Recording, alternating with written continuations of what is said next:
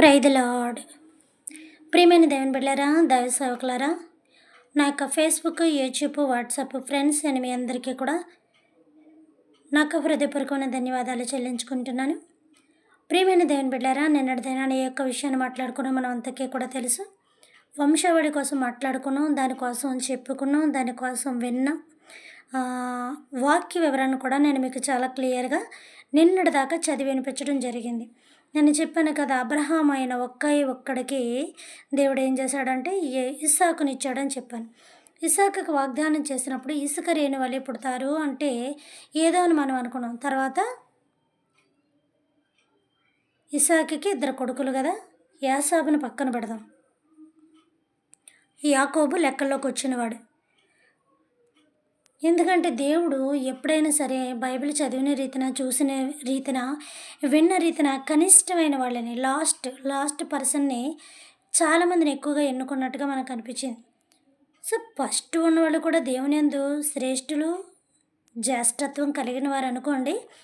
అయినప్పటికీ కూడా ఈ యొక్క లాస్ట్ జాతికి చెందిన వారిని దేవుడు చాలా ఎక్కువగా ఎన్నుకోవడం జరిగింది. ఒక రకంగా యోసేపు అనొచ్చు, ఒక రకంగా యాకోబు అనొచ్చు, ఒక రకంగా మోషే అనొచ్చు. మోషే కన్నా అహరోను మరి పెద్దవాడు కదా, ఇలా మోషే తమ్ముడు అవుతాడు అనమాట. ఇలాగ చాలా రీతిలో చూసుకుంటే ఇంకా చాలా ఉన్నాయి. అంటే ఇప్పుడు నేను చెప్పాలనుకున్న సబ్జెక్ట్ ఇది కాదు కాబట్టి ప్రియమైన దేవుని బిడ్డలారా, నిన్నటిదైనా నేనేం చెప్పాను, అబ్రహాము గారు పండు ముసలివాడు, బాగా వృద్ధాప్యంలో పుట్టాడు. వృద్ధాప్యంలో ఇదే నిజమే, వృద్ధాప్యంలో పుట్టాడు. ఎప్పుడు పుట్టాడు? దేవుడు అబ్రహాముని పిలుచుకున్నప్పుడు, ఇస్సాకు పుట్టక మునుపు అబ్రహాముని దేవుడు పిలుచుకున్నప్పుడు మంచి వయస్సు కలిగిన వాడు, మంచి వయసులో పిలుచుకున్నాడు. మంచి వయసు లెక్క ఎంతో తెలుసా? 75, ఇంకొక 5 ఉంటే 80. మరి మీకు అసలు బుద్ధి జ్ఞానం ఉందా? 75 అంటే 70కే చనిపోతారు కదా, దేవుడు ఇవ్వబట్టి ఇంకొక 5, లేదనుకోండి ఇంకొక 5 80, అప్పుడన్నా చనిపోతారు కదా, అది వయసు ఏంటి అని అంటారు. అది వయస్సు కాదు అని నేను అనినప్పటికీ కూడా దేవుడు అనాలి కదా, బైబిల్లో అలాగ ఉండాలి కదా. బైబిల్లో అలాగ ఉందా లేదా? వృద్ధాప్యం అంది పిలిచాడు, వృద్ధాప్యం అంది పిలిచాడు, వృద్ధాప్యం అంది పిలిచాడు. అసలు బైబిల్లో లేని పదాలు ఎలా వాడుతున్నారు? ఆదికాండం 12:1 నుంచి చదవండి. 3వ వచనంలోనే ఎక్కడో ఉంటుంది. ఇక నేను తిప్పలేను, ఎందుకంటే ఇక్కడ నేను ఆల్రెడీ ఇది పెట్టుకొని ఉన్నాను కాబట్టి ఇప్పుడు మళ్ళీ పేజ్ తిప్పాలంటే సరే కొంచెం నాకు ఇబ్బందిగా ఉంటుంది. కాబట్టి ఇప్పుడు మేము దేని బిడ్డారా రిఫరెన్స్ ఇస్తున్నాను కాబట్టి ఆదికాండం 12వ అధ్యాయం చదివితే 3-4 వచనాలు ఆ యొక్క విషయం కనబడుతుంది. ఆయన్ని పిలుచుకున్నప్పుడు వయసు ఎంతో తెలుసా?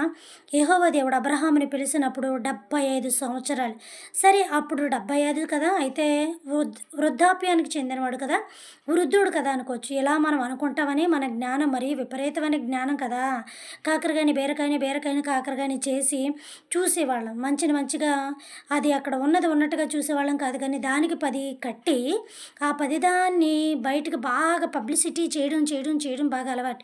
అందుకే దేవుడు కూడా మీ మనస్తత్వాలు ఎలాంటివి కాబట్టి అని చెప్పి దేవుడు క్లియర్గా మెన్షన్ చేసి పెట్టాడు.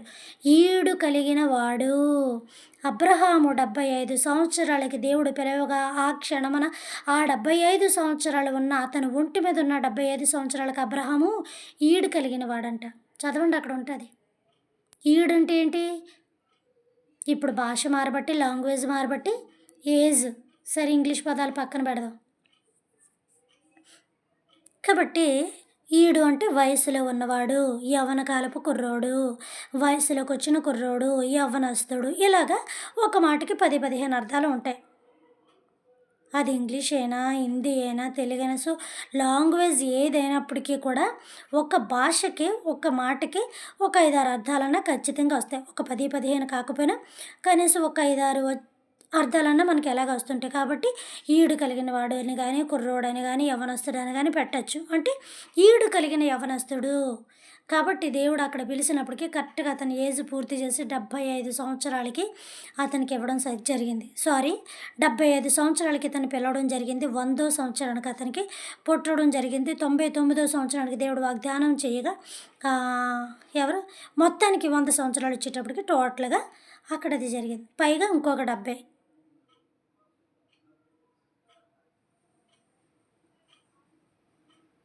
మళ్ళీ కొడుకు పెళ్లి చేసి మళ్ళీ పిల్లని తీసుకొచ్చి పెళ్లి చేసి ఇది చేసి ఎంత తతంగం అంతా చేశాడు. యవ్వన కాలంలో పిలిచాడు, వృద్ధుడు మహావృద్ధురాప్రియ పిలిచాడు. మహా ఏం చెప్తున్నామో ఎలా చెప్తున్నామో మనకు అర్థం కావట్లేదు. నేను చెడ్డదాన్ని అయిపోతున్నాను అందరికీ ఇలా చెప్పబట్టి. ఈ వచ్చిన ఇంకొకరికి ఎవరికైనా చెప్పారనుకోండి, వాళ్ళకి నేను ఎలా ఉంటాను? ద్వేషకరంగా ఉంటాను. నిజం అంట నిప్పు లాంటిదంట, నిప్పు పట్టుకుంటే కాలుతుందన్నది ఎంత నిజమో, సత్యం అనే దేవుడు కూడా బయలుపడినప్పుడు అది సుర్రుమంటుంది అనమాట మనకి. మీరైతేనే నేనైతేనే, ఇప్పుడు నేను తప్పు చెప్పాను, మీరు కరెక్ట్ చెప్పారు, నేను విన్నాను, అరే నేను ఎలా చెప్పానేంటి అనుకుంటే అదొక అర్థం ఉంటుంది అంతే తప్ప, నేను చెప్పిన వాళ్ళు కొంప తీసి విన్నారా ఈ మాట, ఇప్పుడు ఇది కరెక్ట్గా ఉంది కదా బైబిల్లో, నేను చెప్పింది తప్పుకుందని నన్ను నేను స్టడీ చేసుకోవాలి ఫస్ట్, అంతే తప్ప ఎదటోళ్ళ మీద పడిపోయి బైబిల్ ఎవరిష్టం వచ్చినట్టు వాళ్ళు చెప్పేస్తుంటారండి. అలాగే ఇలాగని నీ తప్పుని కప్పిపుచ్చుకోవడానికి ఎదటి వాళ్ళ మీద నెపం అన్నామంటే ఇక చాలా గొడవలుగా కాంట్రవర్షన్గా ఉంటాయి. ఎందుకంటే బైబిల్ అనేది అందరికీ సంబంధించి ఉంటుంది. చదివేవాళ్ళు ఉంటున్నారు, చెప్పేవాళ్ళు ఉంటున్నారు, వినేవాళ్ళు ఉంటున్నారు, అర్థం తీసుకొని దాంట్లో కక్షాపూరితంగా తీసుకుంటున్నారు. ప్రజలకు మనం ఏం చెప్పమన్నది ఇంపార్టెంట్. ఇప్పుడు అయితే మేము చెప్తున్నాం కదా మాకేనా అని మీరు అనొచ్చు, అందులో నేను ఉన్నాను. అందుకే అంటాను, ఎవరి కాళ్ళు బైబిల్ చదువుకుంటే ఎవరి కాళ్ళ యొక్క స్టడీ వాళ్ళకి అర్థమవుతుందని. ఈడు కలిగిన వాడన్నాను. మంచి యవనంలో దేవుడు ఒకే ఒక ఇస్సాకుని ఇస్తానని వాగ్దానం చేశాడు. దేవుడు అలాగే ఇచ్చాడు. అక్కడ నుంచి ఆ ఒక్కరు కలిపి మొత్తం జాతి ఎంతమంది పుట్టుకొచ్చింది తెలుసా? ఫైనల్గా ఎక్కడ చదివాను రాత్రి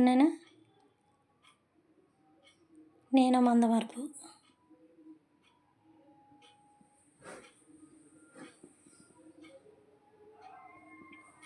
ఎక్కడ చూద్దాం చూడండి. అట్లు ఇజ్రాయేలులో తమ తమ పితరుల కుటుంబముల చెప్పున, పితరులు అంటే ఎవరు? ఏలే, ఎవరాలో ఏలి, ఏలి అంటున్నానేటి, లేవీలు కానీ యోధా కానీ దాను నఫ్తాలి వీళ్ళందరూ అనమాట 12 మంది కొడుకులు. లెక్కింపబడిన వారందరూ అనగా 20 ఏండ్లు మొదలుకొని పైప్రాయం కలిగిన సేనగా బయలు వెళ్ళిన ఇజ్రాయేలులందరూ. చూసారా, ఇజ్రాయేల్ అందరూ లెక్కింపబడి అంటే మొత్తం ఇజ్రాయేల్ అందరూ ఇందులో పిల్లలు లేరు, అందరూ అంటే అందరూ కలిపేశారేమో. 20 సంవత్సరాలు గుర్తెట్టుకోండి, మర్చిపోవద్దు దయచేసి. 20 సంవత్సరాలు అంటే ఇందులో స్త్రీ జాతికి సంబంధించి పిల్ల పీచు యవన కలుపు ఎవరూ లేరు.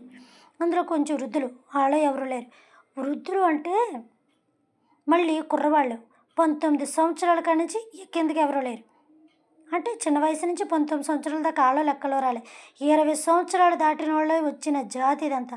లెక్కింపబడి 6,03,550 మంది అయ్యారు. ఒకే ఒక్క ఇస్సాకు, ఒకే ఒక్కడు ఇస్సాకు.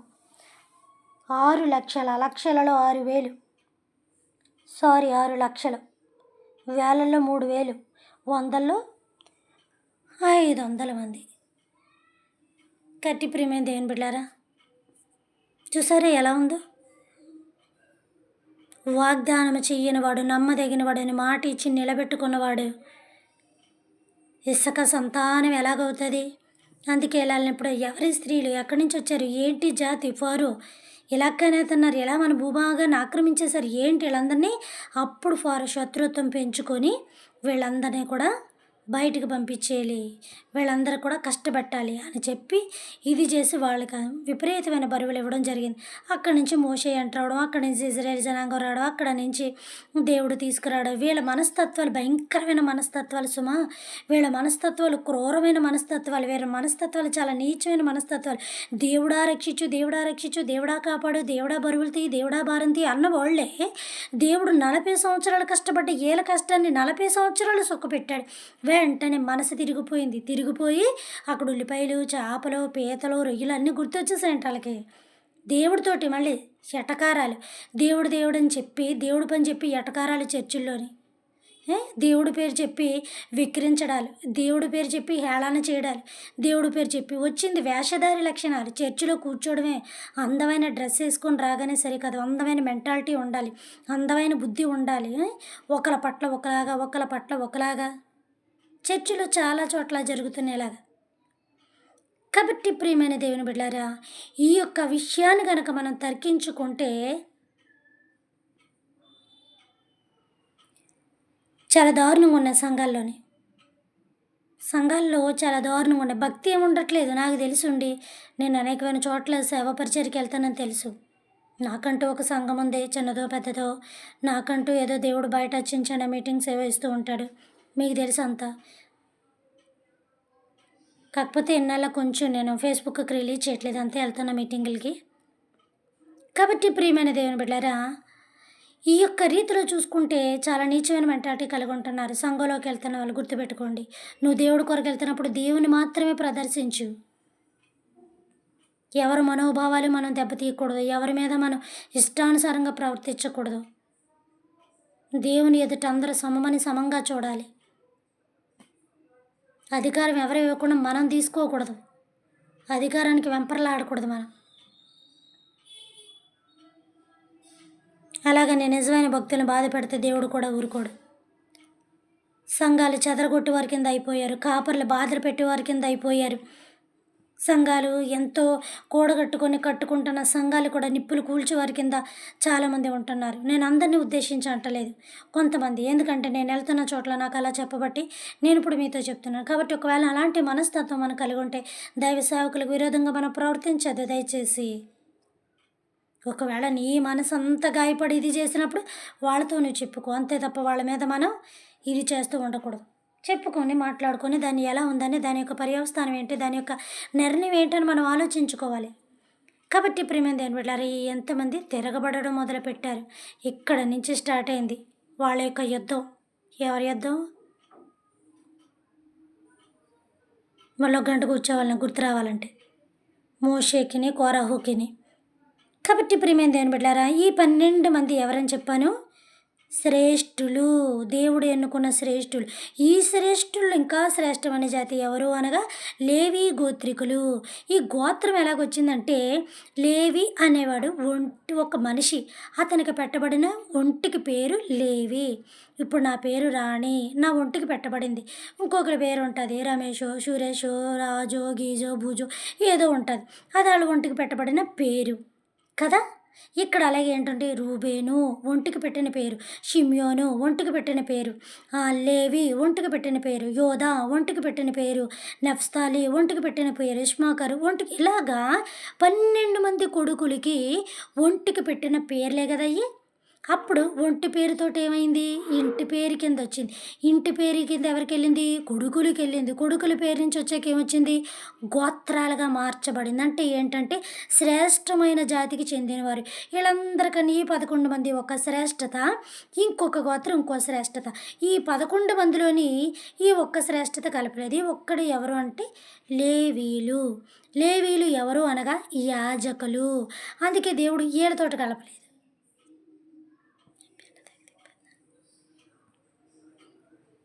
ఎవరిని కలపలేదు? వీళ్ళతోటి మాత్రం దేవుడు వీళ్ళని కలపలేదు. గుర్తుపెట్టుకోండి, దేవుడు అబ్రహాముని పిలిచిన సంవత్సరం 75 సంవత్సరాలకి పిలిచాడు. అప్పుడు ఈడు యవ్వనం కలిగిన వాడు, వృద్ధుడు కాదు బాబోయ్. దయచేసి బైబిల్ చదవండి. మీరు ఎందుకు ఇలా చెప్పారు అనుకునే కన్నా అసలు నేను ఏం చదివాను, ఎలా చదివాను అని మనం చదవడం మంచిది. మనం చదివితే దేవుడు జ్ఞానం ఇచ్చేయాలి, అలా చదవాలి. నీ జ్ఞానం పెట్టుకు చదవద్దు, నీ ఆలోచన పెట్టి చదవద్దు. ఎందుకంటే అయ్యి నా దృష్టిలో వెర్రితనం అని చెప్తున్నాడు. నా దృష్టి కాదు, ఆయన దృష్టి. నా దృష్టి అయితే ప్రపంచం అంతా కూడా మదమరుపులు అయిపోతారు, అంత జ్ఞాని నేను. కాబట్టి ప్రియమైన దేవుని బిడ్డలారా, వీళ్ళు ఏమన్నారు? ఇంతమందిని దేవుడు పుట్టించుకొచ్చాడు. ఇందులో వాళ్ళని అందరినీ తీసేగా ఈ యవ్వనస్తుల్ని 20 సంవత్సరాలు పైబడిన వాళ్ళే. జాబ్కి సెలెక్ట్ అయిన కాడ నుంచి, ఇది చేసిన కాడ నుంచి ఉంటుంది. దీని విషయం కూడా ఇంకా అవ్వలేదు, రేపు చెప్తాను. కానీ ఇప్పుడు లెక్క ఎంతమంది వచ్చింది చూసారు కదా. ఒక్కొక్క మనిషికి ఎంతమంది పుట్టుకొచ్చారు, అందులో ఇంటి పెద్ద, జ్యేష్ఠుడు, శ్రేష్ఠుడు, వీళ్ళంతకీ ఎంతమంది సంతానం, ఏ కుటుంబం నుంచి ఎంతమంది వచ్చారు, ఈయన లక్షలు ఎంతమంది, వేలల్లో ఎంతమంది, వందల్లో ఎంతమంది అని పూర్తి లెక్క చెప్పుకొచ్చారు. మొత్తం టోటల్గా వీళ్ళందరూ వెరసి 6,03,500 మంది కాల్బాన్ అంటే తెలుసు కదా, మహాసైన్యం. సీఎం వెళ్తున్నప్పుడు అంటూ ఉంటారు, కాల్బాలం వెళ్తుంది అంటే ఆయనకు ముందుగా సైన్యం నడుస్తూ ఉంటుంది, ఒక తాడు పెట్టుకొని. ఆయన మీదకి ఎవరిని వెళ్ళెవరు ఆయనే మినిస్టర్ ఇస్తారు, ఆయనే ఎమ్మెల్యే ఇస్తారు, ఆయనే ఎంపీ ఇస్తారు. ఆయన కూడా వాళ్ళని కూడా తోసి పడేస్తుంటారు. ఎందుకంటే ఆయన ఒక వాల్యుబుల్ పర్సన్ కాబట్టి ఆయన ఒక పబ్లిక్ ఫిగర్ కాబట్టి ఎవరు టచ్ చేయడానికి ఉండదు. కాబట్టి ఇలాగేందంటే కాల్బలం అంటే సైన్యం సమూహము. ఈ సైన్యానికి అధిపతి అయిన వాడే నీ దేవుడైన యెహోవా. కాబట్టి ప్రియమైన దేవుని బిడ్డలారా, తర్వాత మిగతా యొక్క విషయాలు ఒక్కడు ఎలా వస్తాడు ఇక ఒక్కడి నుంచి ఎంతమంది పుట్టించారు.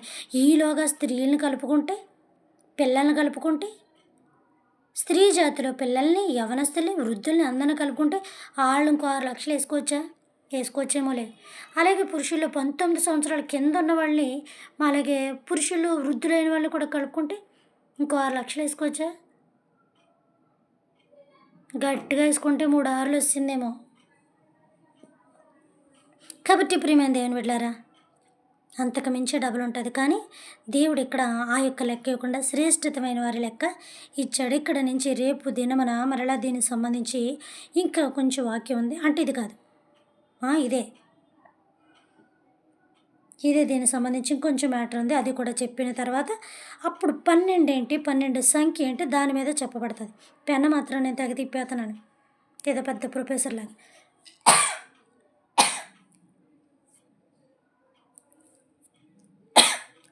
కాబట్టి ప్రియమైన దేవుని బిడ్డలారా,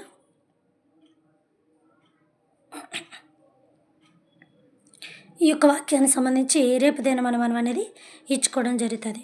దేవుడి కొద్ది మాటలు దీవించి ఆశీర్వదించును గాక. నాకు దేవుడు కొద్దిగా జ్ఞానం ఇవ్వాలని ప్రార్థన చేయండి. పరలోకమందున్న మా తండ్రి, మీ నామము పరిశుద్ధపరచబడును గాక. మీ రాజ్యం వచ్చును గాక. మీ చిత్తము పరలోకమందును నెరవేరినట్లు భూమి యందును నెరవేరును గాక. మనదన ఆహారం నేడు మాకు దయచేయమయ్యా. మా యొక్క బోనస్ల అపరాధములను మేము క్షమించిన ప్రకారము మా అపరాధములను మీరును క్షమించండి తండ్రి. మమ్మల్ని శోధన నుంచి ఎక్కడిని తప్పించమనైనా. రాజ్యము, శక్తి, మహిమ నిరంతరం మీరే ఉన్నారు తండ్రి. ఆమె దేవుడు మన దీవించి ఆశీర్వదించిన గాక. Good night.